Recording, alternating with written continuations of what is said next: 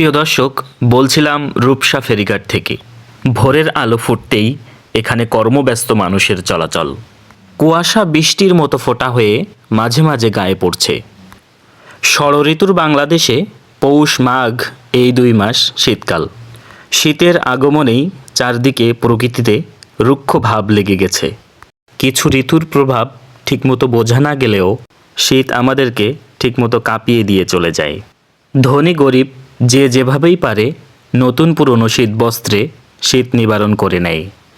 অনেক রুক্ষতা আর রিক্ততার মাঝেও শীত আমাদেরকে দিয়ে যায় অনেক ফসলের উপঢৌকন। প্রকৃতিপ্রেমী উৎসুক পর্যটক সৌন্দর্যের খোঁজে ছুটে চলে দেশের এক প্রান্ত থেকে অপর প্রান্তে। পাড়া মহল্লা থেকে শুরু করে শহর পর্যন্ত পৌঁছে যায় পিঠা উৎসব।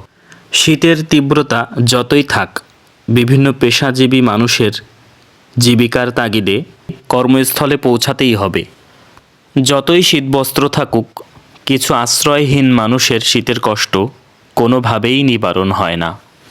তীব্র শীত থেকে বাঁচতে নিজের এবং পরিবারের সুরক্ষা নিশ্চিত করুন। বিশেষ করে বাংলাদেশে তীব্র শীতে প্রবীণ মৃত্যুহার বেড়ে যায়। প্রতিটি পরিবারের প্রবীণদের প্রতি যত্নবান হওয়া উচিত।